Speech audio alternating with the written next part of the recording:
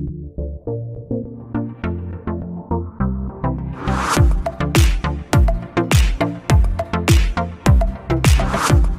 To mind maths. Exercise 2.6க்கான கான்செப்ட்ஸை தான் இந்த வீடியோவில் நம்ம பார்க்க போகிறோம். Geometry and locus of complex numbers. இதில் ஃபஸ்ட்டு லோக்கஸ்க்கான டெஃபினிஷனை பார்ப்போம். Path of moving point is called locus. ஒரு பாயிண்ட் எப்படி மூவ் ஆகுதோ அந்த பாத்தை தான் நம்ம லோக்கஸ் அப்படின்னு சொல்லுவோம்.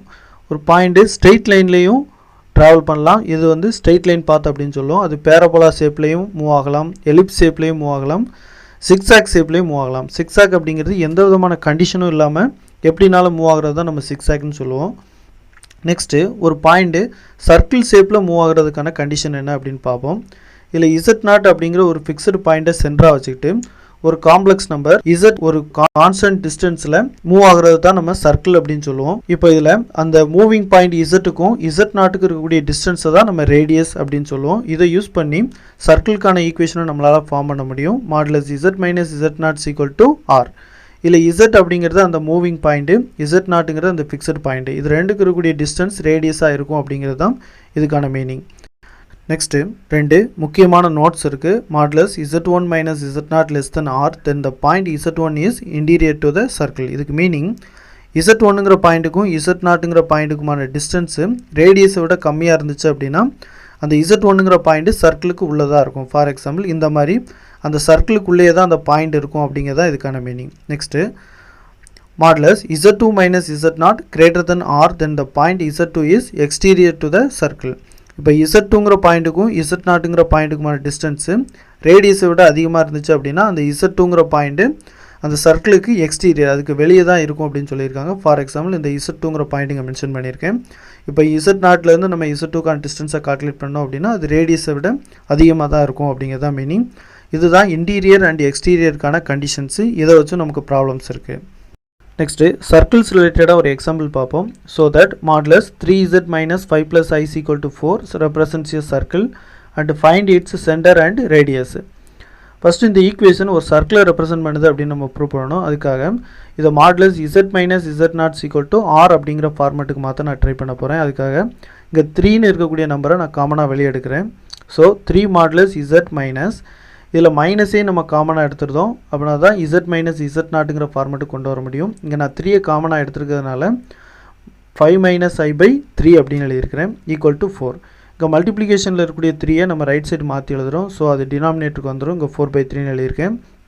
இப்போ இதில் இருக்கக்கூடிய ரியல் அண்ட் இமேஜினரி பார்ட்ஸை இங்கே தனித்தனியாக பிரித்து எழுதியிருக்கிறேன். இப்போ நம்ம கொடுத்துருந்த ஈக்குவேஷனை ஜென்ரல் ஈக்குவேஷன் ஃபார்மேட்லேயே நம்ம மாற்றிட்டோம். Modulus Z minus Z0 equal to R. So this equation represents a circle அப்படிங்கிறது இதுலேருந்து தெரியுது. இதில் Z0 அப்படிங்கிறது சர்க்கிளோட சென்டர், Rங்கிறது ரேடியஸ். ஸோ அது ரெண்டையும் நம்ம ஈக்குவேட் பண்ணி பார்த்தோம் அப்படின்னா இந்த சர்க்கிளுக்கான சென்டர் என்ன அப்படிங்கிறது நமக்கு தெரியுது. ரியல் வேல்யூ இமேஜினரி வேல்யூ தான் அதோட சென்டர். ஸோ 5/3 மைனஸ் 1/3 அப்படிங்கிறது தான் இந்த சர்க்கிளோட centre. Radius value 4/3. So centre and radius இதெல்லாம் தான். நெக்ஸ்ட்டு லோக்கஸை கால்குலேட் பண்ணுற மாதிரி ஒரு எக்ஸாம்பிள் பார்ப்போம். ஆஃப்டர் இந்த Cartesian form of the locus of Z modulus 2Z minus 3 minus I equal to 3. இந்த மாதிரி லோக்கஸ் கால்குலேட் பண்ணுற எல்லா ப்ராப்ளம்லையுமே நம்ம Z is equal to X plus IY அப்படின்னு நம்ம சப்ஸ்டிட் பண்ணுவோம். இதில் Zக்கு பதிலாக X ப்ளஸ் IY நீங்கள் சப்ஸ்டிட் பண்ணி எழுதியிருக்கேன். 2 × X நமக்கு 2X கிடைக்கும். 2 × IY 2IY minus 3 minus I equal to 3. இப்போ இதில் இருக்கக்கூடிய ரியல் அண்ட் இமேஜினரி வேல்யூஸும் இங்கே குரூப் பண்ணி எழுதுகிறேன். 2X மைனஸ் 3 இதான் real value. Imaginary value 2IY minus I இருக்குது. இதில் ஐயை காமனாக எடுத்துகிட்டு 2Y minus 1 × I equal to 3 அப்படின்னு எழுதியிருக்கோம்.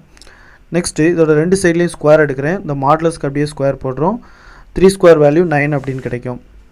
மாடுலஸ்க்கு நம்ம ஸ்கொயர் எடுத்தோம் அப்படின்னா real number square plus imagine number square அதுதான் இதோட வேல்யூவாக இருக்கும். ஸோ இதில் ரியல் வேல்யூ நமக்கு 2X மைனஸ் 3 இருக்குது. So 2X minus 3 the whole square plus imaginary value 2Y minus 1 the whole square அப்படின்னு எழுதியிருக்கேன். இதை நம்ம A minus B the whole square formula படி இந்த வேல்யூஸை நாங்கள் எக்ஸ்பேண்ட் பண்ணி எழுதியிருக்கிறேன். நெக்ஸ்ட்டு 2X த ஹோல் ஸ்கொயரோட வேல்யூ நமக்கு 4X ஸ்கொயர் கிடைக்கும். 3 ஸ்கொயர் வேல்யூ 9. இந்த வேல்யூஸை மல்டிப்ளை பண்ணால் மைனஸ் 12X கிடைக்கும். நெக்ஸ்ட்டு 2Y த ஹோல் ஸ்கொயரோட value 4Y square. 1 square value 1 minus 2 × 2Y × 1ஓட வேல்யூ மைனஸ் 4Y கிடைக்கும் ஈக்குவல் டு 9. இப்போ நமக்கு ரைட் சைடில் இருக்கக்கூடிய இந்த 9ங்கிற வேல்யூவை நம்ம லெஃப்ட் சைட் மாற்றணும் அப்படின்னா அது மைனஸ் 9ஆக மாறும். இங்கே ஆல்ரெடி ஒரு ப்ளஸ் 9 இருக்குது. இந்த மைனஸ் 9 நம்ம கேன்சல் ஆயிரும். ஸோ கான்ஸ்டன்ட் நமக்கு 1 மட்டும்தான் கிடைக்கும். இந்த வேல்யூஸ் எல்லாத்தையும் நான் ரீஅரேஞ்ச் பண்ணி எழுதுகிறேன். ஸோ நமக்கு 4X square plus 4Y square minus 12x minus 4y plus 1 equal to 0 அப்படின்னு கிடைக்கும். இதுதான் நமக்கு தேவையான லோக்கஸ் ஈக்குவேஷன்.